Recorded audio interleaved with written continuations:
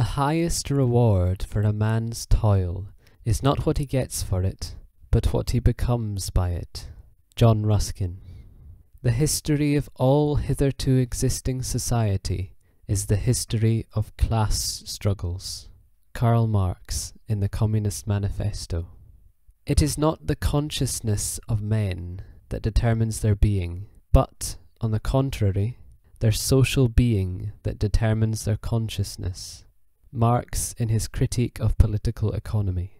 In 1800, Robert Owen took over as owner of the cotton mill complex at New Lanark, which used the water power of the Clyde River to drive its mechanized looms. Unlike his predecessor, who had employed children as young as 6, whose small fingers could reach up inside the machines to retie snapped threads while the loom still ran, Owen saw the well-being of the workers as more important than the profits of the owners. He discovered that counterintuitively, shorter hours increased productivity and reduced a punishing 15-hour day to 10.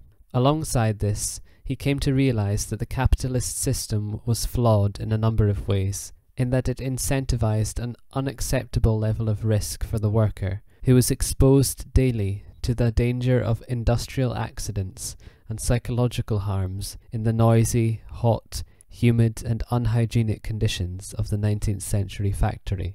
Just as Marx later formulated, Owen realized that any character can be formed by the circumstances around it, and was determined to change the brutalizing effects life under capitalism had on individuals. Owen began to implement his ideas in New Lanark. He set up contributory healthcare insurance systems for his workers, and made sure that the village shop was always stocked with nutritional produce at affordable prices. His plans had a strong social engineering aspect that was focused on remoulding behaviour as much as improving the material conditions of his workforce. Instead of flogging workers who failed to uphold workplace discipline, he issued fines and encouraged supervisors to monitor employees' performance. He believed in the education of children, which also excluded corporal punishment of any kind. He set up childcare facilities for working parents and provided generous accommodation for his workforce, who lived in a cooperative village. This was not quite workers' control of industry, but the people of New Lanark enjoyed living standards far higher than anywhere else in the country. Owen's experiment was a microcosmic success, but his ambitions were greater than one small factory town. Ultimately, Owen was a utopian. He wanted to create a society without crime, without poverty, whose people lived in a state of universal benevolence towards their fellow beings. Like Thomas More, his vision was that of a collective life, where the individual mattered less than community well-being.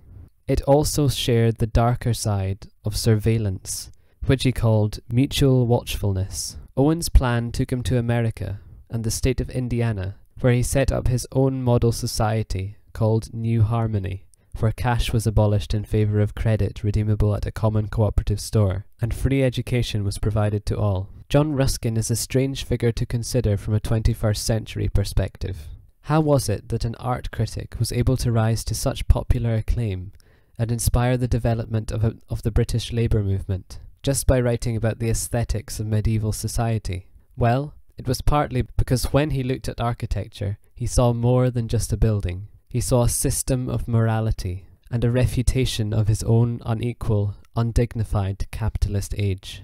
Above all, he was concerned with an architectural mode he termed the Gothic, which was in contradistinction to almost everything built post-Renaissance and bore an antithetical ethos. The buildings of feudalism were Christian, autonomous works of devotion in stone. Ruskin held the modern capitalist economy in contempt for ruining the self-expression of the worker.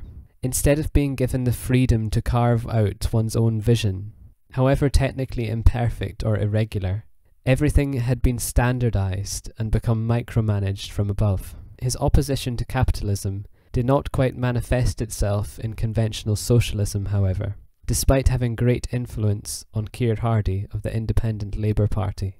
Rather, he supported a sort of neo-feudalism, where dignity and pride were restored to the worker without necessarily dissolving hierarchies. In essence, Ruskin wanted the working class to have a fuller life, not abolish the proletariat altogether. He He promoted cultural access and bemoaned the shoddiness of industrial society, while encouraging working people to educate themselves and form cross-class social bonds.